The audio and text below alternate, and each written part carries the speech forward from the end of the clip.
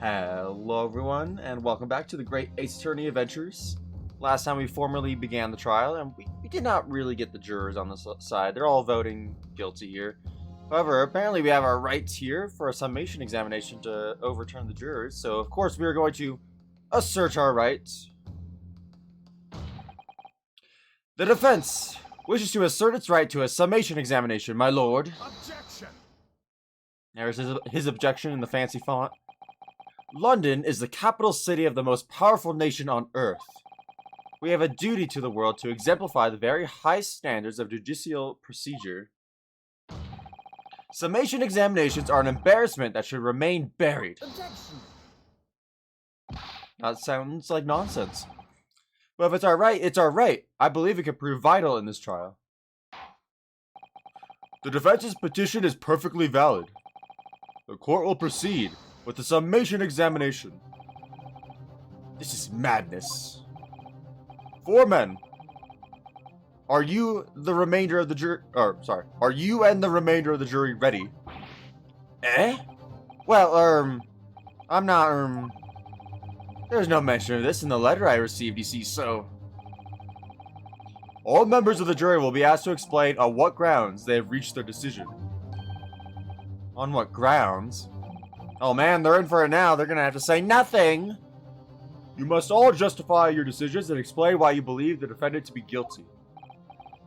Well, my lord, you're rather putting us on the spot. This is most irregular. No mention was made of this before. I don't really hold with all this justifying lark.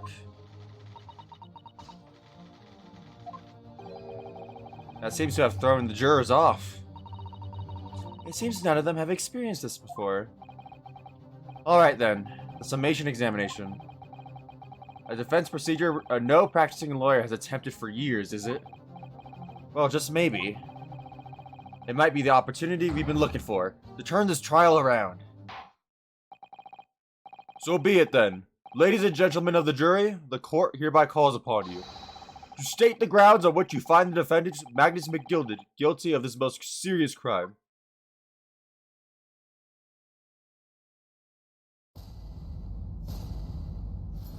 Oh, this is cool. A whole new game mechanic.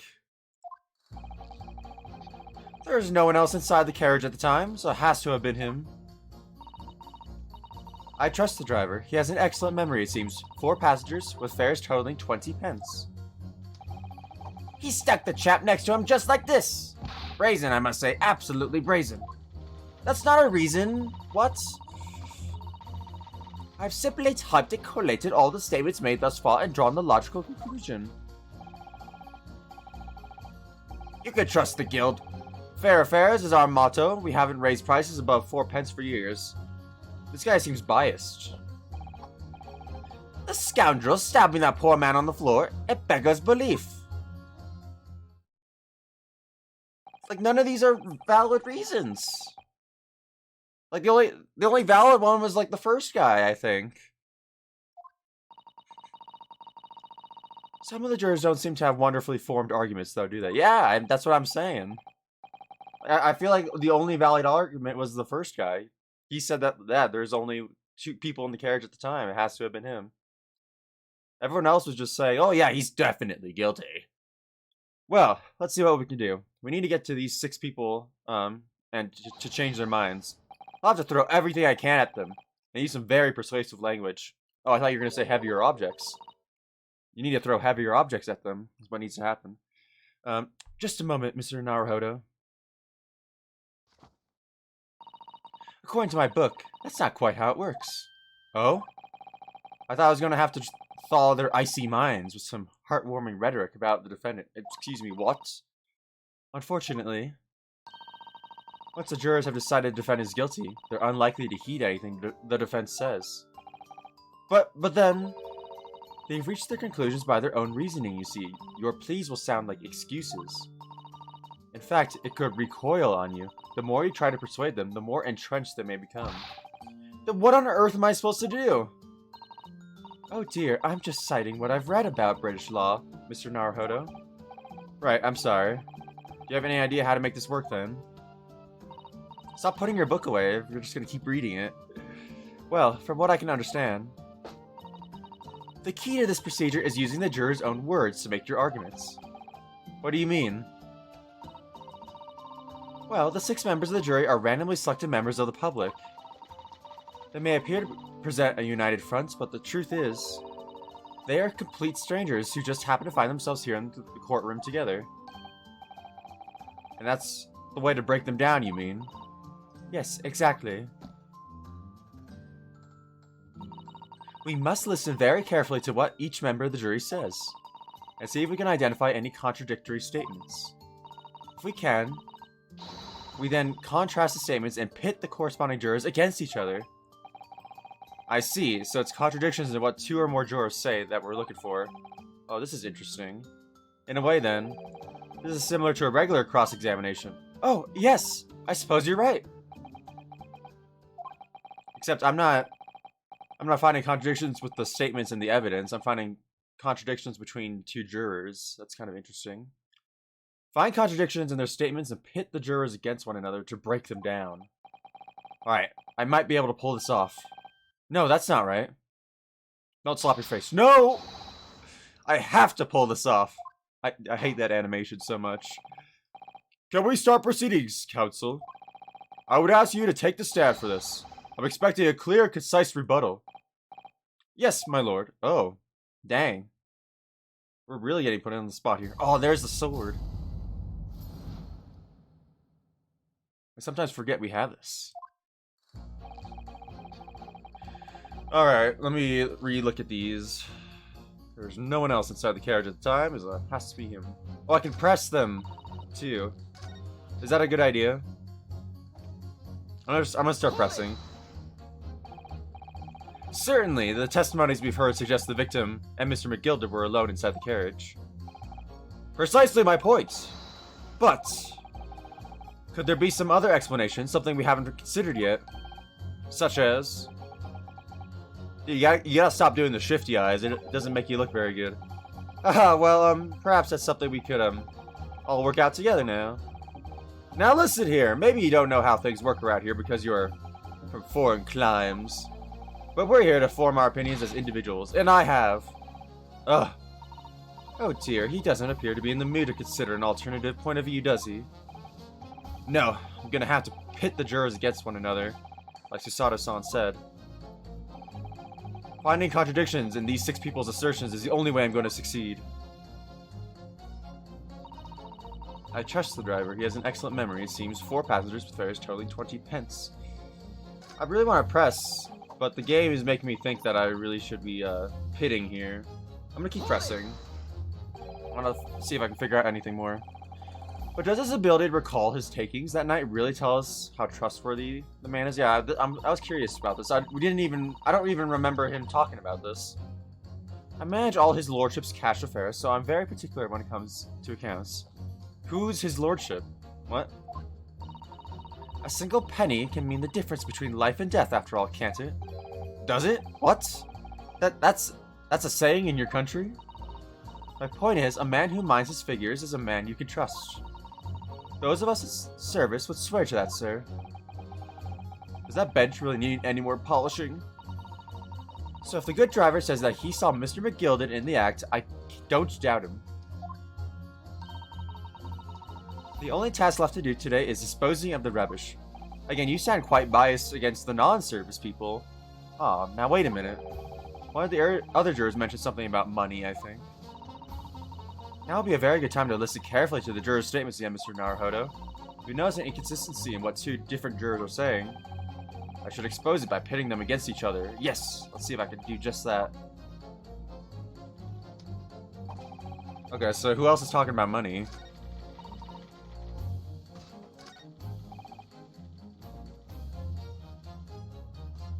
Oh, it's this, yeah. We haven't raised our prices above 4 pence for years. If there were 4 people, it would have been 16, not 20. So therefore, the conclusion is that there's an extra person. How do I do it? Pit this person against that person. Oh, this is so cool. I love this. Take that! Those 2 statements clearly contradict each other. They do? Explain yourself, counsel. Me? Oh dear, what have I said? I swear on Silver Blaze's main and name I haven't the first idea what you're talking about. According to the group testimony we've heard so far, there were 4 passengers on the omnibus on the night in question. Dude, I love the animations in this game. This feels like so much different from the original, like, set of games, you know? I love this. And according to the coachman, Mr. Beppo, he took 20 pence in fares. Quite right. I have those precise details typed neatly here in front of me. And juror number 5 also told us the following. The fare for the omnibus is always 4 pence. That it is. A fair and convenient single price. Just the way London's carriages should be operated. But that doesn't add up at all. In fact, it leaves a glaring discrepancy in the facts. Why, man, why? 4 passengers pay 4 pence each. If you do the multiplication... it would be 16 pence. Exactly. So you're bad at math. Get off the stand. Exactly. As I said, it doesn't add up. The figures are different. By 4 pence, in fact. Or precisely, 1 person's fare. Oh, man, I love that look. He's so smug. I love it. 1 person's fare? Yes. In other words, on the omnibus that night, it's distinctly possible there was another passenger we've heard nothing about. Good gracious. This can't be right. The coachmen of the guild are good, honest men, one and all. Trustworthiness is our watchword. The figures your coachman claims will certainly do not add up. Your watchword, good sir, is a fallacy. I beg your pardon? Oh, we did it. Mr. Guildmaster, I think you ought to consider that if this trial were to end now, the news will surely spread all over London. The news that one of your coachmen tried to hide the fact that he lets nefarious characters ride his omnibus. Ugh! Alright then, how do I make it so that miserable trial doesn't end, Well, gee, I wonder. How about you switch your point of view here? Well, according to my book here, you simply launch a ball of fire onto the innocent side of the set of the scales. You know, just do your fire bending. Now hold your horses there, coachman. We were all in agreement. Why do you have to go and... Wait till I get my hands on you, Beppo. Yeah.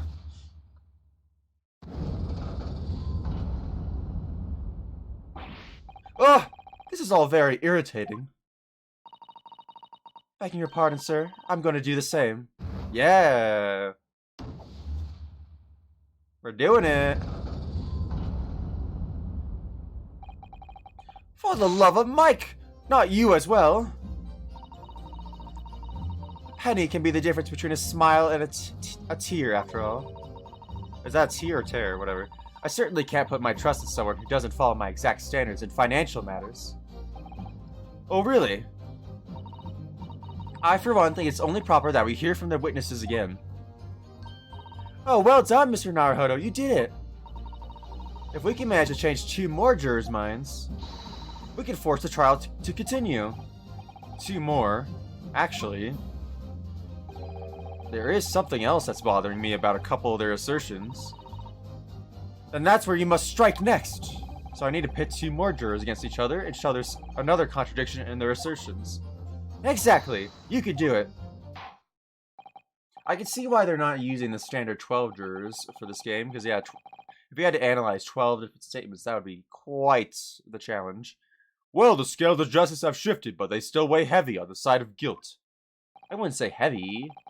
I mean, 2 versus 4 is not bad. Counsel, you have the floor again. Continue with your summation examination. I'm changing my leaning to innocent. I should like to hear what the slipshod bookkeeper has to say for himself. Who else is, what does he say? Grr, Beppo, this trial has to continue so I can get to the bottom of this corruption. Not guilty, I say. The scoundrel stabbing that poor man on the floor. On the floor? What?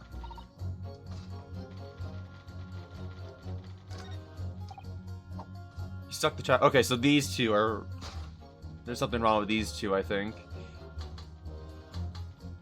So he's saying he stuck the chap next to him just like this. Brazen, I must say, absolutely brazen. And this one is saying the scoundrel stabbing the poor man on the floor. So those are definitely contradicting. Let's go ahead and do that. Take that! Those two statements are completely contradictory. What? Explain, counsel, post-haste. Oh, dearie me, I was only knitting a jumper for my other half. What is all this claptrap? What does contradictory even mean, I ask? Well, you should not be a juror. I'm sorry. We've heard from more than one witness. And they all allegedly saw the actual moment when the defendant stabbed the victim. Now, out of curiosity, juror number 3. What? Can't you see that I'm busy here? Yeah, he's my least favorite of this jury, by far. How would you say the defendant stabbed the victim? What sort of motion was it? Ha, what? To test me, do you? It was like this. Suck the fellow next to him without even getting up. Just like the prim banker said. Yes, that was Mr. Fairplay's testimony. Quite true. Now then, juror number 6. Oh, is that me, is it? What can I do for you, young man? How would you say the defendant stabbed the victim, madam? Oh, well, dear, as far as I understand it, it was like this. He stabbed the poor man after he'd collapsed on the floor. The coachman said so. Now don't move! Take a look at those two jurors. He stuck the fellow next to him without even getting up. And he stabbed the poor man after he collapsed on the floor. Well, I never. They're stabbing in totally different directions. What? Bless my stitches, what a muddle. What this tells us is that there's a strong possibility one of the witnesses isn't telling the truth. Oh, but why? Why the dickens would they lie? I don't know that yet, but what I do know is that if the trial ends at this point, we may never find out. We may never know the real truth. Ladies and gentlemen of the jury, can you really let that happen in all good conscience? Lies, you say? Oh, dearie me. Yeah, I can't abide people telling lies. And now they're equal. The scales. I don't believe it. You're the ones who directly influence the scales. Why are you so surprised?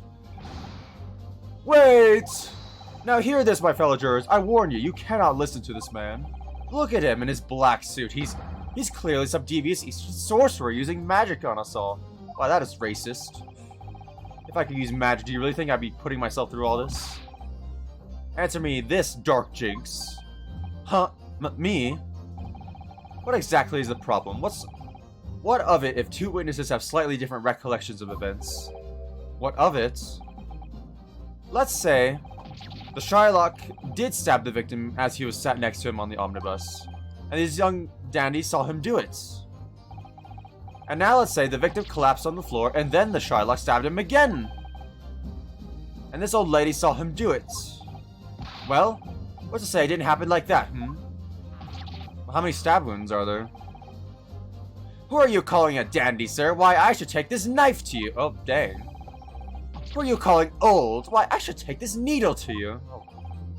Yes, let the jurors kill each other. At least kill juror number 1. That'll work out in our favor in the end. Ugh, they're ready to kill each other now. But could the foreman of the jury be right? Did the two witnesses see two different moments of the same crime?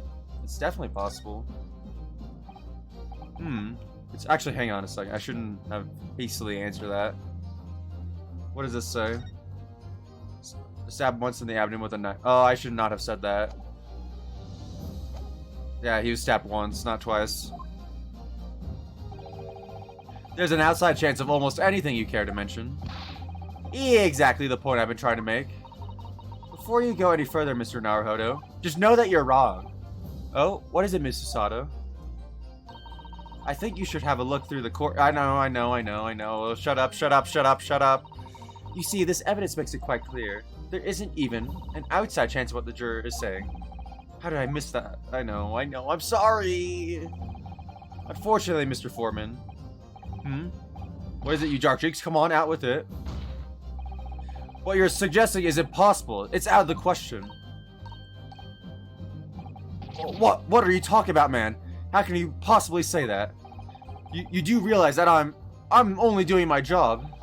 As foreman of the jury, I have a responsibility to steer everyone in the right direction. So where's your evidence, man? That's what we want to see. I say the two witnesses saw two different moments of the same crime. If you say that's out of the question, show me some proof.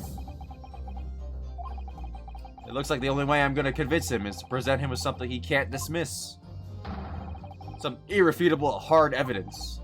As you wish. Prepare to get served. I'll give you the proof.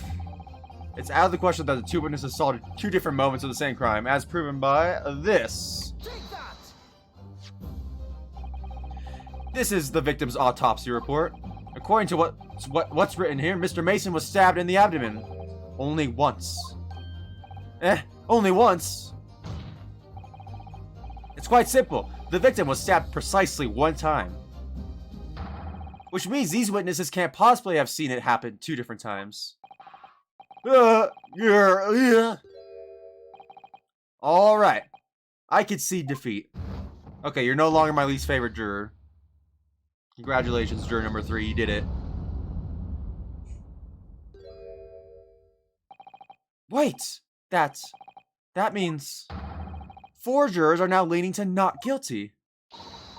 We've done it, Mr. Naruhodo. We've won. What are you playing at, you dandy fool? Shut your trap, sir. No one deceives me. But we had a consensus. I said shut your trap. I know a liar when I see one. And if the chap ever dares to cross the threshold of my shop, I'll take this razor-sharp blade.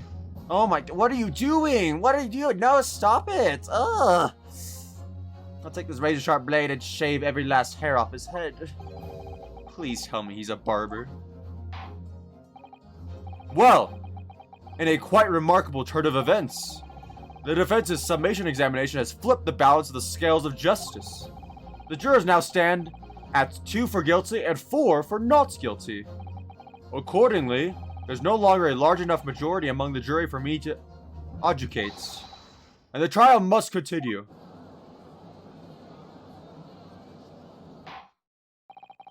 I hereby ask the defense, prosecution, and witnesses to return to their places, and I call upon all of you to continue to pursue the truth. That was a fun little thing. So, Lord Van Zieks, continue to substantiate the case for the prosecution, if you please. He's like, gosh dang it, you're gonna make me do my job, aren't you?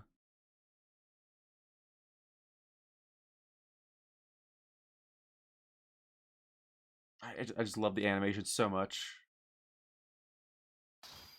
Oh, dang. Having savored the rich aroma of the carmine contents of this hallowed chalice, it may seem crass to crush it to dust. Pray forgive the discourtesy. You're gonna have to clean that up, Lord Van Zieks. Is it cold in here, or is it just me? As your antiquated tomb no doubt says, the prosecution may not speak during a summation examination. So I honored a deathly silence and listened to this charade. It seems I overestimated the intelligence of the jury. Oh sure, that'll get them on your side. Well, no matter. There's nothing so hard to prove as a self-evident truth, it would seem. No, and why else would we grace the courtroom with our presence after all? So, let us proceed to the next round of battle. Oh, the cape is off. Bring forth the witnesses once more. Alright, Beppo, are you a liar? Or did you just miscount the money? Witnesses! I trust you heard the summation examination we have just had to endure. Oh, yes, sir. That I did, sir. Of course I heard it. Oh, yes, sir. I heard it. You, sir, on the end, the coachman. I believe it's Beppo? Yes, sir, my lord, sir. If it transpires that in your previous testimony, you are attempting to veil the presence of a fifth passenger on your omnibus, you will be found guilty of perjury. You are advised to bear that in mind, sir. Oh mio dio, Now then, witnesses, I hereby call on you to testify before the court again. You will explain the various misgivings brought to our attention by the defense's summation examination.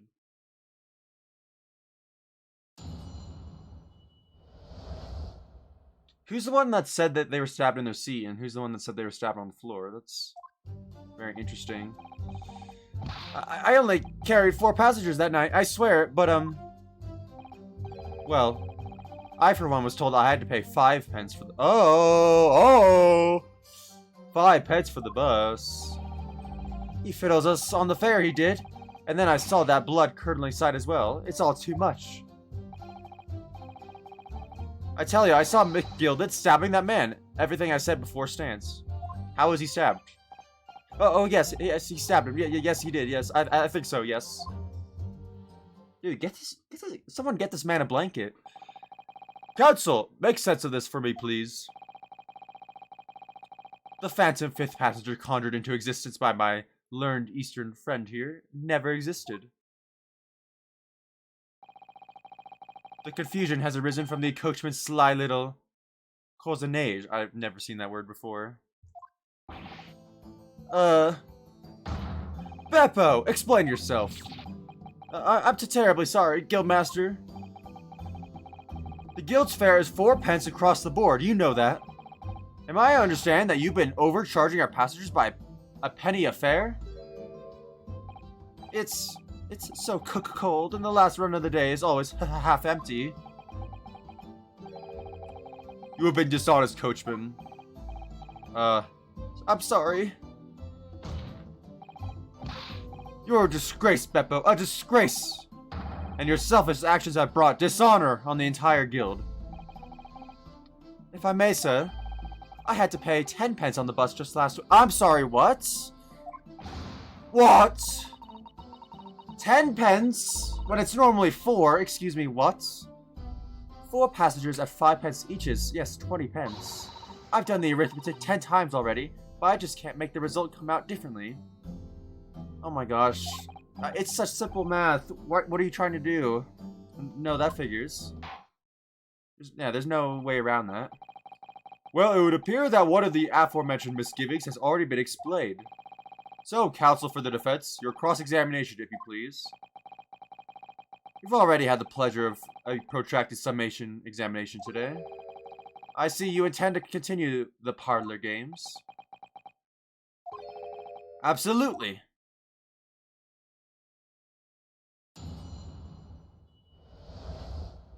Various misgivings. Alright guys, I'm looking at the time here. We are just about coming up on 30 minutes, and I don't want to get too deep into this testimony and have it go on for too long. So yeah, I'm going to call the episode here. So I hope you guys enjoyed. Next time we'll definitely point out the discrepancy here between the witnesses. It's probably going to be related to the stabbing if I had to take a ganda. So I hope you guys enjoy, and I'll talk to y'all later. Have a good day, guys. Bye!